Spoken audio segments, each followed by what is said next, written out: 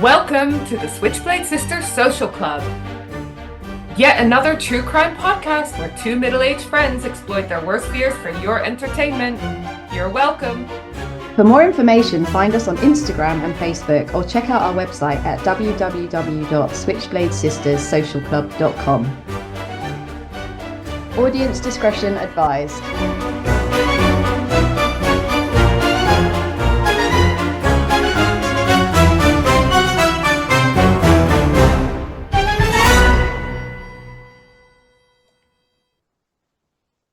Hi, this is Switchblade Sisters Social Club where two friends exploit their worst fears for your entertainment. You're welcome.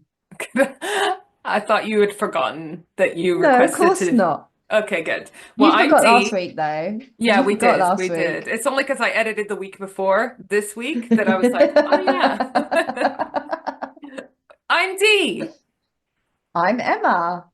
And this is the penultimate episode of the series.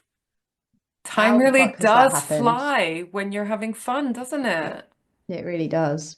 Oh, I've just enjoyed this season so much. When I say I enjoyed it, I also threw up in my mouth a lot. Mm-hmm. Because we covered some really disgusting things. Trump. Trump being one of the grossest things that came out. I don't know, your last episode was really fucking gross as well. Oh, I mean, I'm still having nightmares about that case. I'm like, why the hell did I decide to do that case? I don't Yeah. know. Yeah. So let's just get stuck into the next one. Do you know, I have to say, there's a podcast or two that I listen to, two of them in particular. My Favorite Murder, of course, a classic, and also True Crime and Cocktails, fucking amazing. Both of them have between, no joke, 30 and 40 minutes of chitter chatter before they get into the case. And I love those girls, all of them involved in those podcasts. And I quite like their chitter chatter. Um, Chitter chatter? Chit chat. Both Both. work. Okay, well, you know what I mean. Yeah. But we have on average 2.5 minutes of chit chat before we get in. But you know why that is? It's because literally we've spent the last 45 minutes catching up before we started recording. So if we were to record that, then we'd be in prison. But Yeah. And I we wonder literally how just- interesting it is to others. And I feel like we do the non-crime stuff at the end. So if it's not interesting to people, they can just like switch off at that point. Yeah. You know? But also if you do that, you're crazy because that's fun. That is fun. Yeah. And you'll be pleased to know we do have submissions to talk about.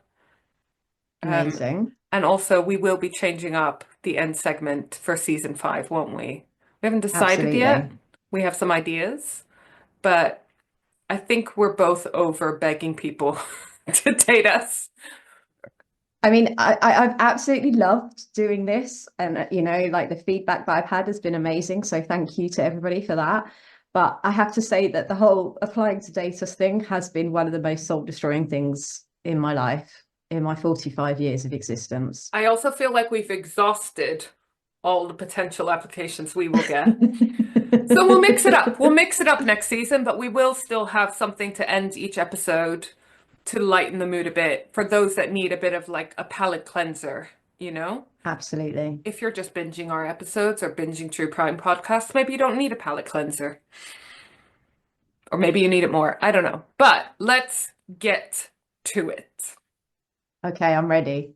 Because this one I'm really excited about because it's fucking crazy and it's a bit different, right? So my sources are the Kill File podcast, Have Murder Will Travel podcast, which is great. I love TV shows and podcasts, which are kind of part travel documentary, part competitive reality show or murder documentary, you know? Oh, could you imagine? Because I know, like, this is a sad thing to admit, talking about not having chitter chatter, but like we're both watching Love Island at the moment. As much as I know that is frowned upon, but whatever. We do. Reality TV.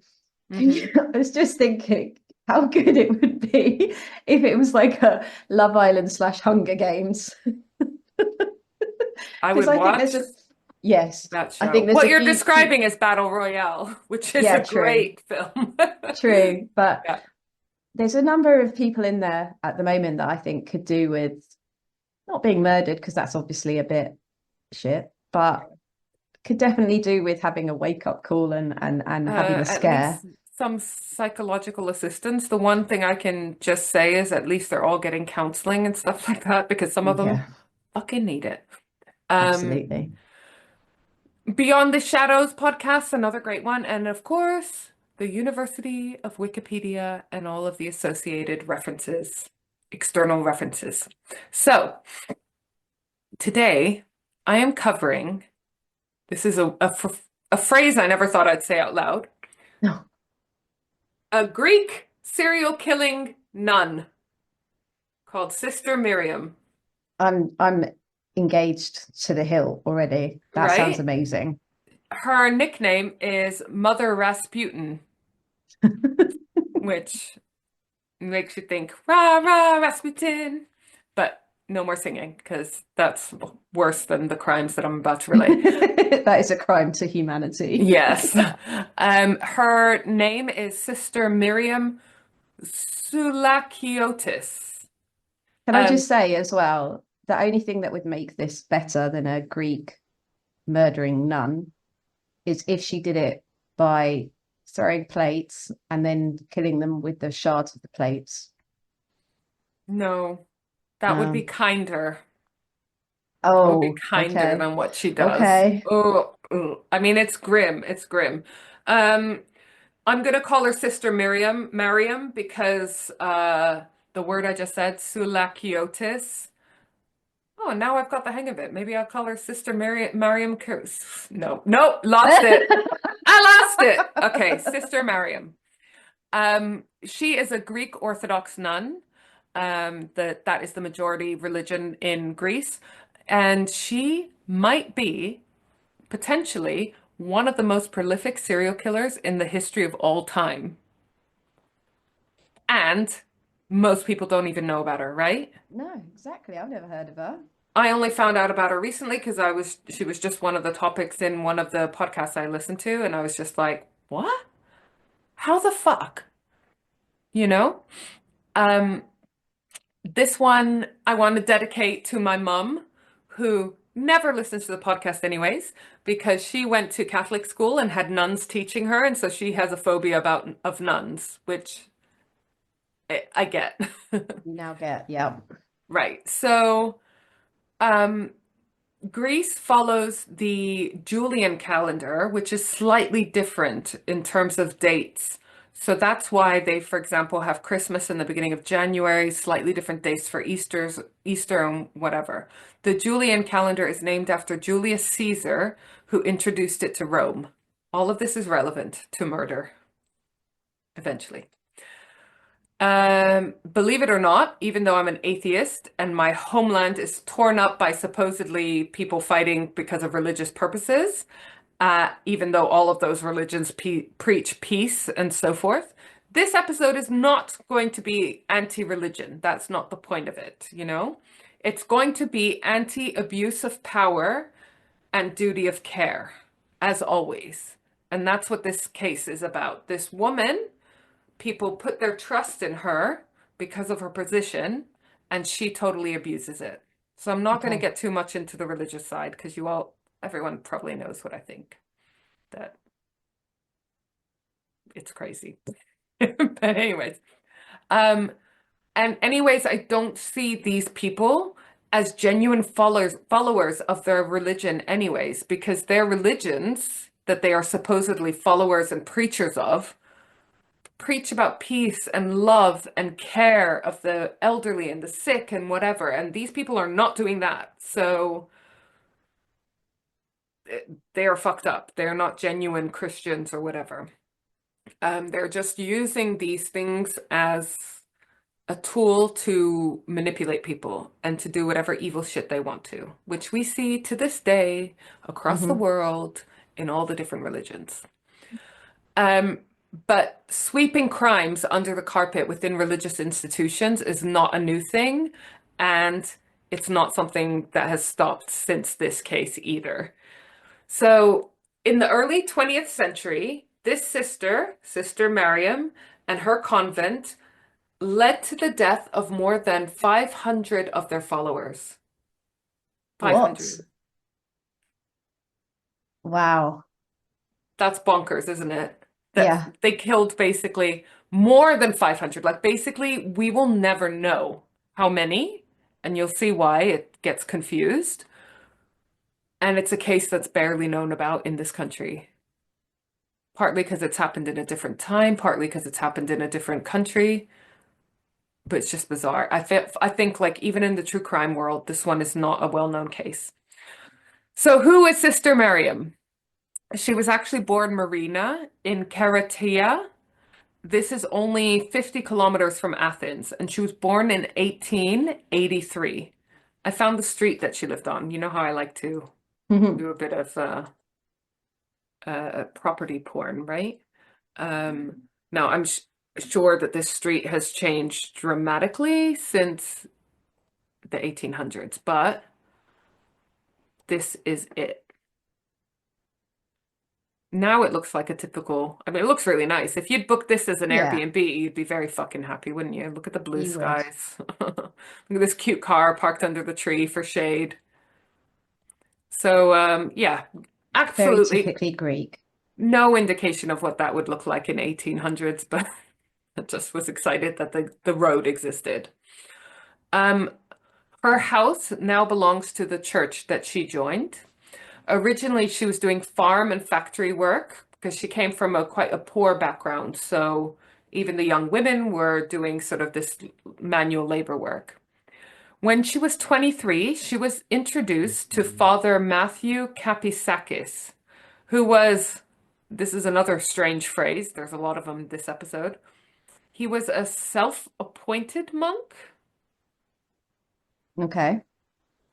Now, it's my belief that monks have to go through like some kind of training, some kind of seminary school, and be kind of, I nearly said indoctrinated. That's not what I meant. Like initiated into the brotherhood. I don't know. He is a Yeah. self-appointed monk, which raises some red flags, right?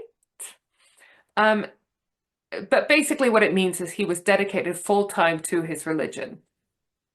But Father Matthew was having some doubts in his faith, so he decided to denounce the teachings of the old Orthodox Church when they adapted a new calendar that they use to this day.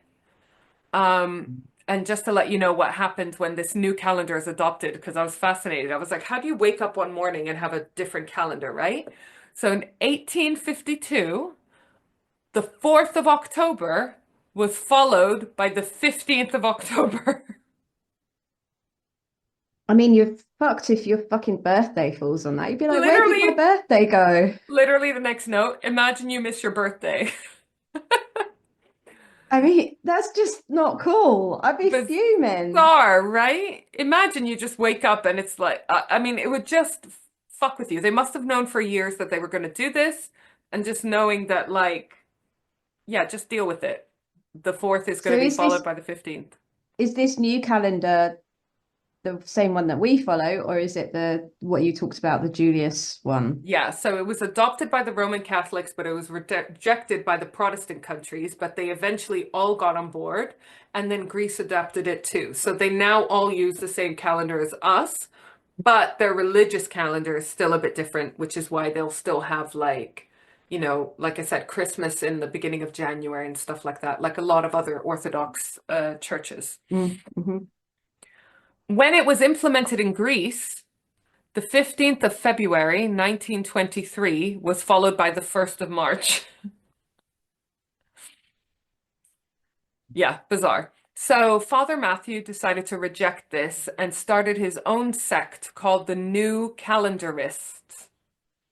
I presume sort of keeping hold of the old calendar and those dates, which feels like a weird thing to base a whole religion on. But anyways, um, Mariam was obsessed. She left her family and her work to follow Father Matthew. Although there are some sources, again, it's different time, place, language, and all sorts. Some sources said she was already a nun and then she left to follow him.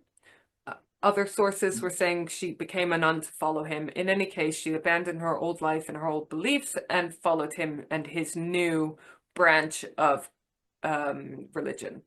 He built a monastery and a convent, and he started this with Mariam and 6 other nuns, and it was called the Convent of the Virgin in the Pines.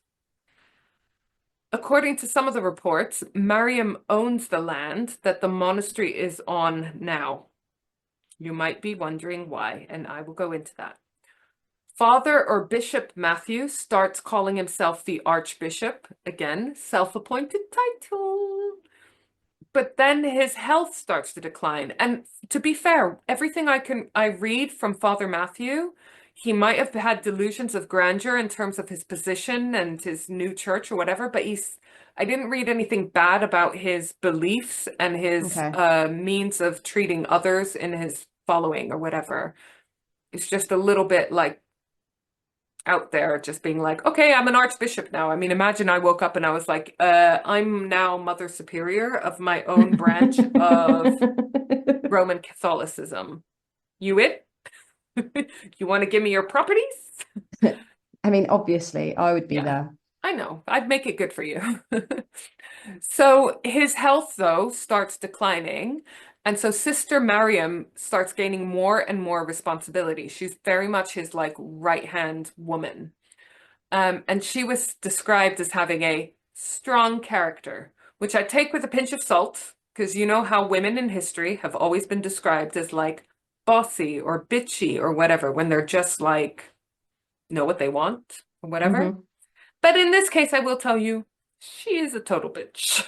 So she went on to become the abbess of the church, which is like the leader, the one in charge of all the nuns. So they have a monastery and a convent. So they've got monks and they've got nuns, you know? And she was in charge of recruiting nuns and also of the daily running of the church. I want to show you a little picture of her because it always helps to visualize, doesn't it?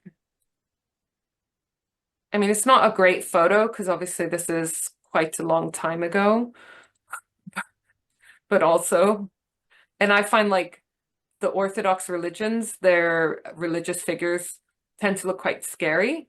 Uh, Absolutely. but this Oh is my quite, God.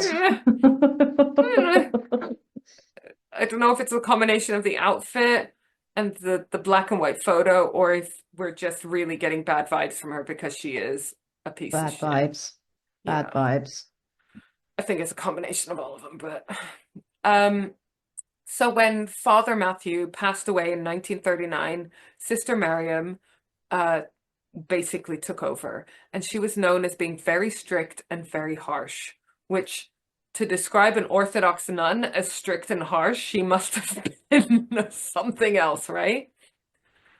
So Father Matthew's aim in setting up this new church was to get financial aid for the church and its followers and to praise the Virgin Mary.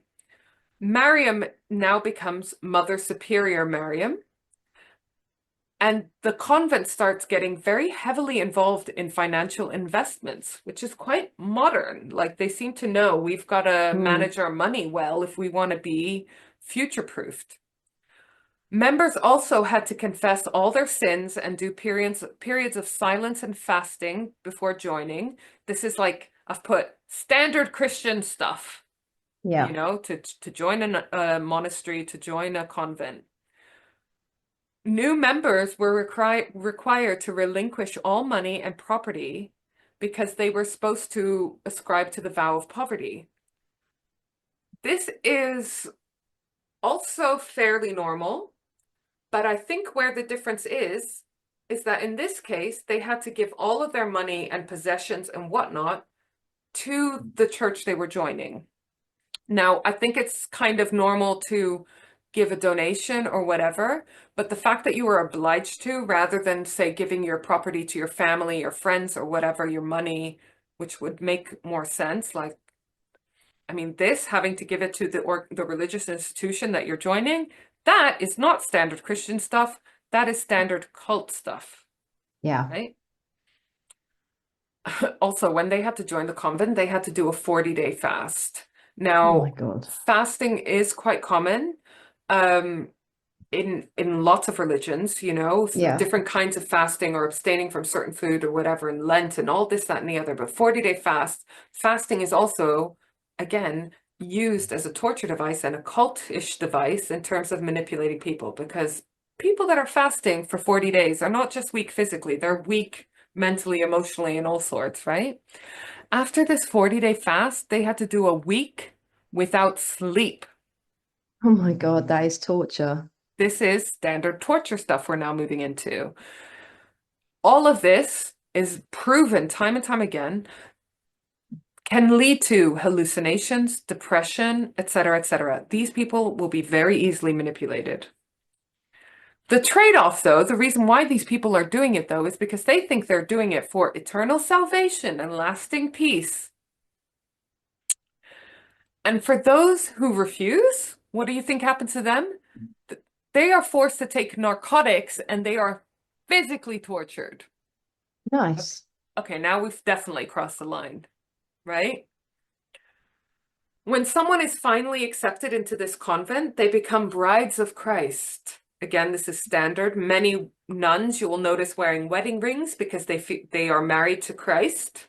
Hmm. Fine. But also the rule here is that if they leave, they will be damned for eternity.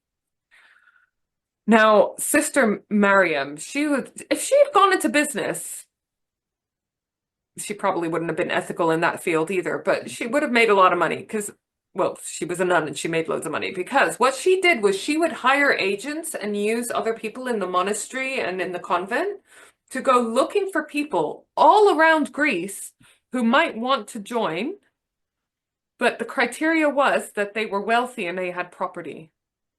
And if they didn't have too many loved ones that might protest, all the better. Great. New Okay. members had to pray for hours, had to do confession, and were subjected to torture and blackmail, presumably from the info that was found out when they were, confessing all their sins. So you might wonder again why people joined. Again, it was a religious time. People were much more religious. It's a much more religious country than we are used to. Um, so they really did believe that they were doing this for their eternal salvation. They knew that they would be isolated when they joined, which is weird because, like, most of my experience with nuns is in Jerusalem, my home city, and obviously it's in a city, so that is one of the differences. But the nuns are such an active part of the community, the wider community, and not Mm. just the wider religious community, you know? So whether you agree with the religion or not, they are out there. They're working in different charity fields. They're helping children and the elderly and the sick and the whatever. Like they're not isolated from the community at all. They would feel like they were doing something wrong if they were. So again, it's like definitely at least an amber flag, right? That you are joining anything that is specifically and purposely isolating you. And then on top of that, taking your assets from you. But here's a whole other reason why people were joining. And this one is like shocking and upsetting as well as, more so, I think, even than taking advantage of people's religious beliefs. They were joining because they needed medical treatment. Because this convent and monastery, this institution, promised free treatment for those suffering from tuberculosis, which was a huge problem at the time. So they Mm. were up in the mountains, in the forest or whatever. So it was meant to be like the perfect environment to treat your tuberculosis. You know how people used to get sent to the country or the seaside when they had these illnesses, but they also promised free medical treatment if you had any of these conditions. And you also didn't have to join as a nun or a monk to move in and get this treatment. So anyone could, regardless of, families were coming to live with them. Because they were just willing to treat anyone supposedly, which sounds lovely, doesn't it? Yeah. But actually, they didn't treat the sick new members when they joined or the sick new residents. The only doctors that ever turned up were actually there to sign death certificates, of Oh which God. there were many. So people living around the convent started getting suspicious about what was going on in the convent. They often reported hearing deathly screams. Hmm. But the convent only came to the attention of the authorities in the 1950s, so like decades after Sister Mariam actually took over. And she had been well, she'd been in charge for 10 years, and the convent and the monastery had been running for several decades. One of the daughters of the new converts reported to the authorities that the deeds of one of her mom's property was being signed over, not even to the church, but specifically to Mother Superior Mariam herself. And then the FBI got involved because they were trying to check in on a Greek resident of the US who had joined the convent. Mariam actually went to the US collecting a legacy of $10,000 and connected with a woman while she was out there. She's always on the lookout for people who might have money to contribute, right? And she then came to Greece, started living in Greece, and joined the convent and disappeared. The police had to break into the convent. They couldn't find this woman, who, by the way, was only 18 years old. Oh no. It's believed this woman survived because I couldn't find any other records of her, but who knows? But again, this was an incident which brought more attention to the institution. What they did find, though, when they broke into this convent was underground cells. One of them had a 70-year-old woman who was clearly malnourished and starving, basically. This cell was 4 foot by 7 foot, so like 1.5 meters by maybe 2 meters, maybe a bit more than that, but tiny, basically. She was chained up. She'd been surviving on dry bread and water. And Oh, she was telling the police, I'm just doing my penance. I'm just doing my penance. She was a 70-year-old lady. To put it in perspective, penance in Roman Catholicism is like saying three Hail Marys. yeah. Do you know what I mean? Not living in a fucking prison Box. cell in a basement and starving. So, Mother Superior Mariam was arrested after a huge raid on the premises that took 2 days and 85 officers. They rescued 37 to 46 children, depending on which source, and several elderly naked women in the basement.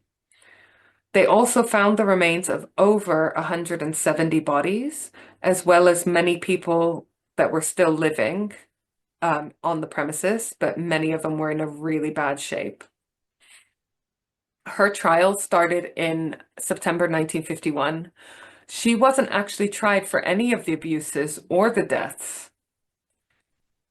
She was found with $750,000 in cash in the 1950s. She had over 300 farm and house deeds. She wasn't charged with any of this either, and it was all in her name, not the institution. She had also told a young girl's family that this young girl was dead when she was actually still alive in the convent, which is Oh my very weird God. because there's loads of people that were dead that she was pretending were still alive. There were at this point 355 recent deaths linked to the convent. 55 were from tuberculosis. Remember, that's the illness that she promised they would get treatment for. It was also said that she brought death along faster to many people by making them ill, by putting them in contact with other people with tuberculosis, Oh and my then making God. them fast when they were ill, and then do penance, which was in many cases physical abuse. She wasn't charged with any of this either. There were reports of children being tortured. One claimed that their nephew was hanged upside down a few times and forced to eat wood until he was unconscious. The father of this boy had tuberculosis and had been told to infect his kids because otherwise his kid would grow up to be a bad man. She wasn't charged with any of this either. Nuns were stripped and beaten. Some were tied to trees and beaten. She wasn't charged with any of this either. One woman apparently tried to leave, so Mariam locked her in a cell for 6 months until she died. She wasn't charged with this either. Nuns were beaten to death. She was not charged with this either. You might be wondering, what was the trial even for then? Well, Yeah. she was charged with 2 counts of illegal business activity, and she Oh, got for fuck's 26 sake. months in prison. Do you know what for? For illegally exporting olive oil to Cyprus and illegally importing tires.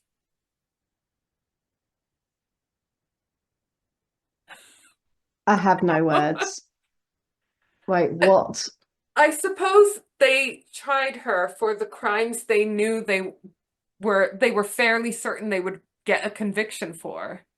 Yeah, but But still. the public and the media, they were going for her because of maybe they didn't feel they had enough evidence to try her for all these other crimes, but the public fucking convicted her in their minds, right? And then also more and more people started coming forth with evidence. So she could eventually be charged with new crimes. So she was eventually charged with the murder of one monk, 3 nuns, dozens of counts of extortion and embezzlement, and also negligent homicide. She was charged with a negligent homicide and blackmail of 13 other nuns and monks. But I presume they're saying like she didn't mean to kill them, but her acts led to their Yeah. death. Her defense was that all of these properties, the farms and the homes, were in her name because there was no official person linked to the monastery. Like there was no way to transfer these properties into the monastery or the convent names. Mm, Sounds I like call bullshit. bullshit. Yep. The claim was that at least 127 people died from the fasting and the penance they received, the penance often including beatings.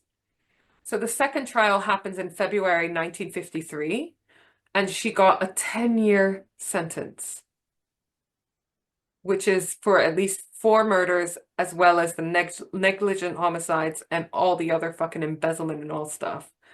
They What? were also meant to be served concurrently with the other one as well. So not even one after the other. She claims she's innocent. She's always claimed she was innocent. One bishop was also sentenced to 1 year for being complicit because, like, there's a whole bunch of victims in this story. Most of the followers, most of the nuns, most of the monks, I imagine. You could argue that maybe they could have done more, whatever. We don't know the ins and outs, but there would definitely have been some people high up there that were not, they were also complicit. Yeah. There's no way one woman could orchestrate this whole thing just solely by manipulating people to, you know what I mean, in victim roles. But for the one bishop, one other person to get 1 year for being complicit, she had a third trial where she was convicted of illegal detention. I don't know of how many people, but she only got another 4 years added to her sentence. Oh my God. The authorities believe that 177 deaths were from lethal lung infections like tuberculosis as a result of negligence. So this is a negligent homicide. Not only did she not give them the treatment, but she would often lock them up naked and then deprive them of proper food and beat them. An additional 27 people are thought to have been actively murdered.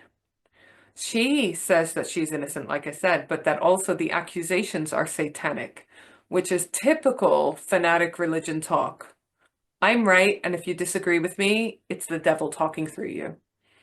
I mean, it's very difficult to argue with that logic in quotation marks. In 1954, when she was 71, she died. So she also hardly served any time for her crimes. Yeah.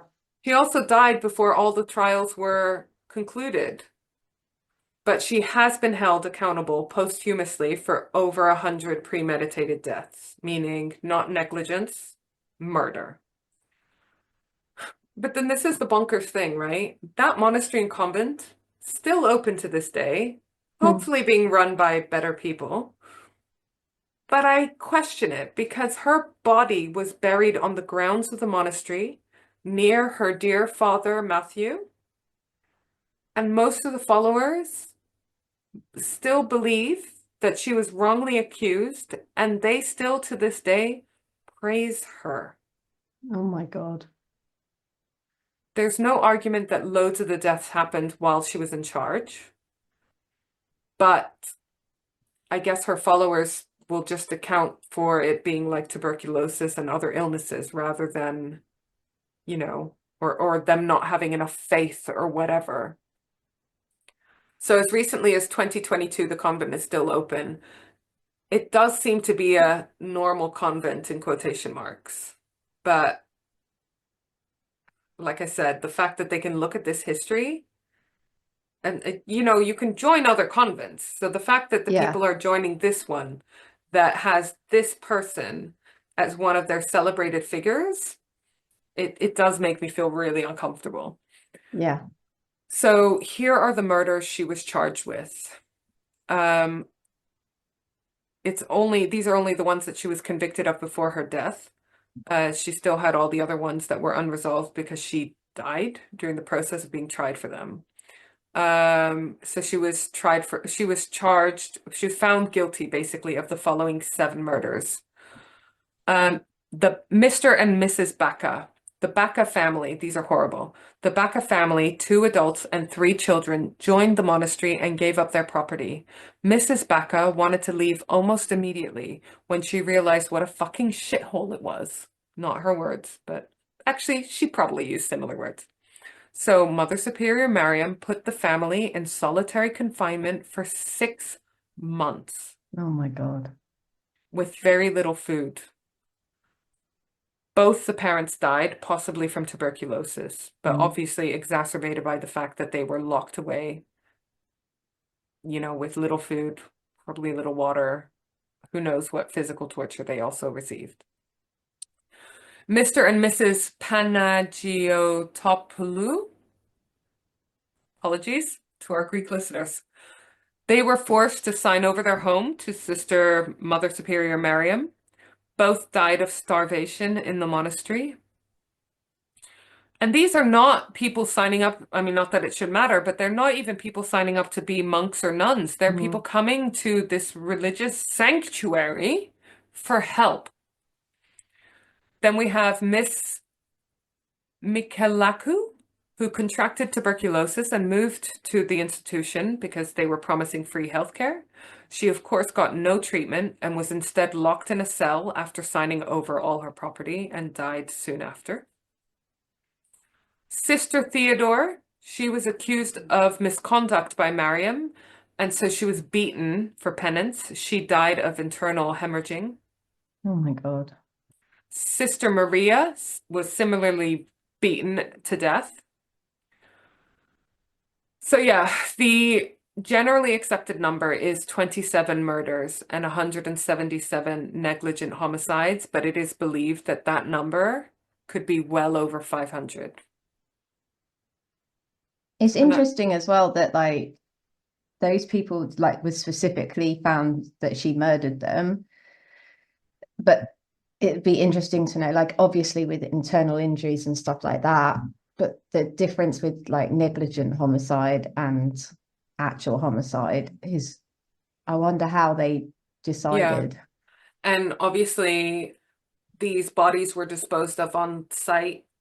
A lot of time went by, so a lot of Yeah, evidence was yeah, lost. We're also talking about the 1950s. So, I mean, this woman deserved to go to jail for life because of the way absolutely. she treated people, whether they died or not as a result. The way she treated them while they were alive, for me, is reason enough.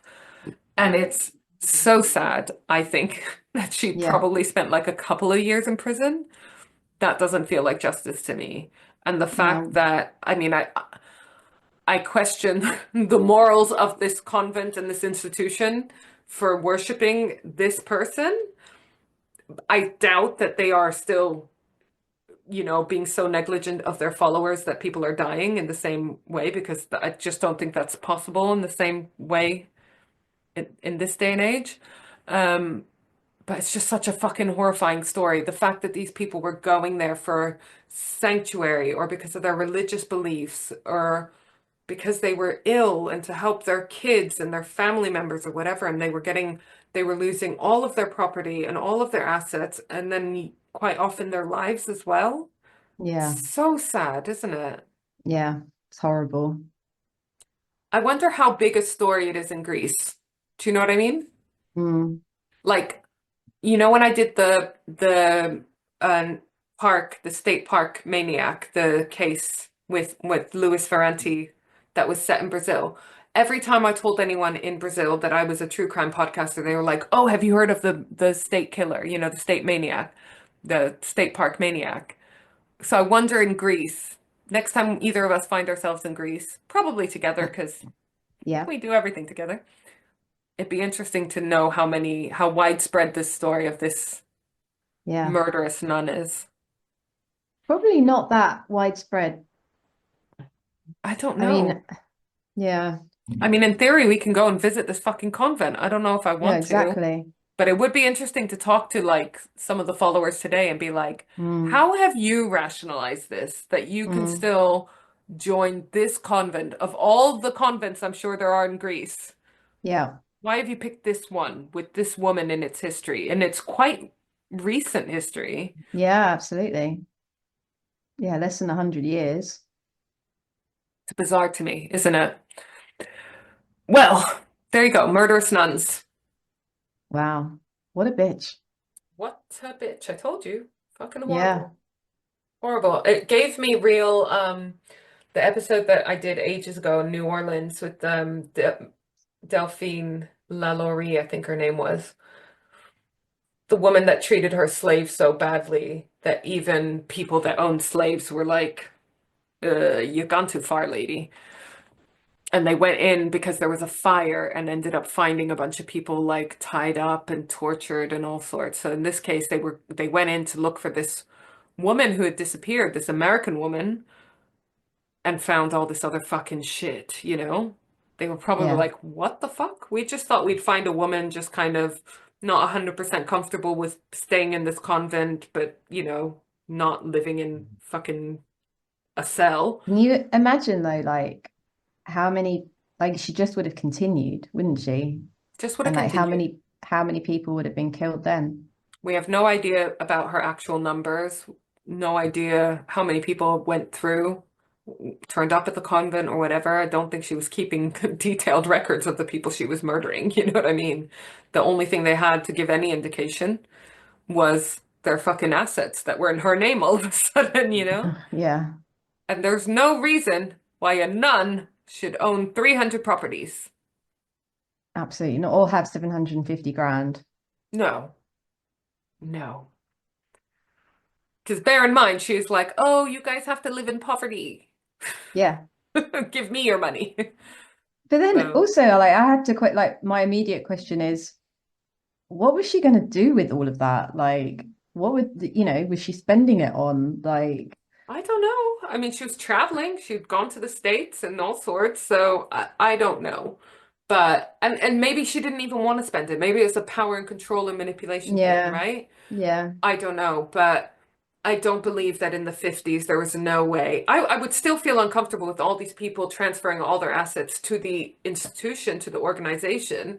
But that's still infinitely better than to one individual, right? absolutely, yeah. So, yeah, just unsettling. Very. And we need to lighten the mood. Please, please, killing nuns. No, thank Yeah. you.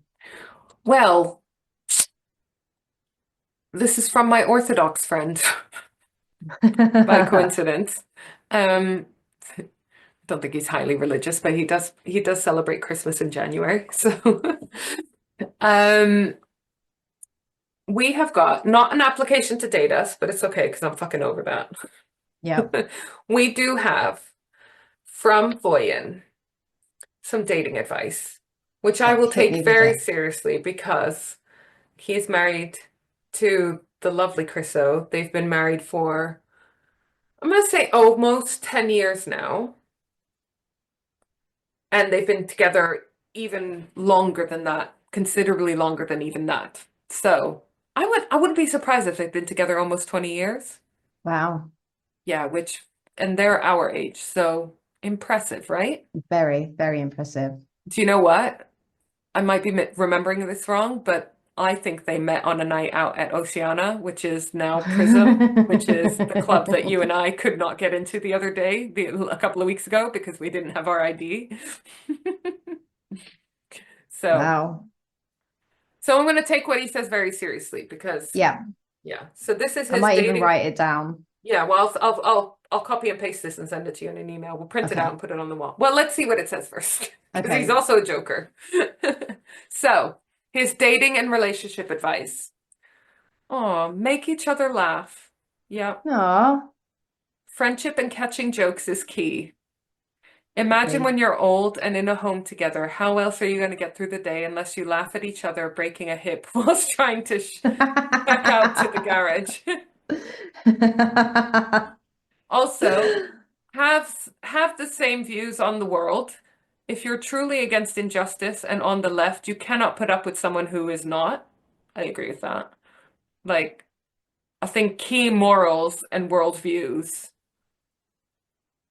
it would be incredibly difficult if you had opposing Yeah, views on that. You know what I mean? Like, I never understood where they're like, don't talk about politics on a first date. I'd rather just know yeah. early on. I'm sorry, are you a Tory? Because I will not be able to have a future with you. If you're on the right or even center, of course you won't mind being with someone on the left because it's all a game to you in the marketplace of ideas where you still always win in the end. Love you, Boyan. I agree. Yeah, so yeah, I'm on board with all of this. I agree with it all. I think it's all important to remember. I agree. I agree. And also, I think you need to find somebody that you'll be in a nursing home with where not only laughing at each other, but you're laughing at everybody else. Yeah. And you have your in jokes. Absolutely. You make your But I little mean, actually, we're just describing us because let's face it, we will be in a home together. yeah. Also, we'll either be single or widows. Yeah, Either way, we'll be on our own together. And I would exactly. love that. Do you know what? Bring it on. I kind of feel like at that point, if you and me went into a home together, I would treat it like an all-inclusive resort. Do you know what I mean? You know, we'd be sneaking out to go out as well, don't you? You don't have to sneak out. It's not prison. You could just go Well, you know, out. I don't know. I don't know what you're allowed to do. We'll Like, be sneaking back in fucking wasted, waking everyone yeah, up. Yeah. we'll be But sneaking alcohol in. I don't know if you're allowed alcohol. I don't yeah, of know. course you are. Again, it's not prison. I don't know. I I'm kind of always viewed old people's homes as like prison. No, I view them as like a place where you get fed and they organize games and events for you and you can come and go and you can have visitors and stuff. And if Okay, I was there with my okay. bestie, I'd be like, fuck yeah, party time. And if Thursday Murder Club by the amazing Richard Osman is anything to go by, you can even have a dog in some of them. So, True. This is true. Yeah, that's how I should view old people's homes. I mean, we wouldn't go to a shitty one. We'd go to like a really cool one. And do you know what? It doesn't even have to be in this country. This is true. Needs to I'm be sh somewhere hot. I did read an article which I found quite entertaining about a couple who booked 52 cruises in a row, one a week for a whole year, because it's cheaper than living in an old people's home. Oh my God. I'm not surprised by that. And you think they've got like doctors and nurses and all sorts on cruises because they know it's Yeah. all old people. They've Yeah. even got morgues on cruises, you know, Yeah. so they get better That's health re care. You're yeah, basically that's paying for really, health care. really sensible. Really sensible. I mean, not that I ever want to go on a cruise, I but don't I want to go on a see. cruise either, but like, we can go on I get it. holiday and just be Yeah. like, oh, out of curiosity, have you got like a doctor? You They know what I mostly mean? do, to be fair. They normally have a clinic, don't they? Or like some kind of, Yeah, yeah, so we'll just do that. I'm down for that. Holiday. break a hip. Yeah. So, Boyan, thank you so much for your advice. We love Thank it. We you. love you. We love Chriso. You haven't met them yet, but you will do soon. They live in Twickenham too. They're Why adorable haven't I met them then? because they're breeders, so they got two kids, you know? Ah, okay. They should come to one of our Valentine's I nights. know. I'm gonna try to get them to come to one of those because, if they love each other, then they should come to our events. All right. Well, on that note, love you. Love Love our you. sexy listeners. Me too. And next week is our final episode of the season. Oh my We are going to be God. taking a 2-month break. We'll make little bits of content here and there. We're going to South Africa in that time, so we'll definitely fucking share videos of us washing elephants, because Absolutely. yeah. But we won't be back for a full episode until 2 months later. Yeah, I know. But you can always DM us if you miss us, because Yeah, we're here. yeah, yeah. All right, love you. Love you. Mwah. Bye. Bye bye. Love you. Bye. Bye.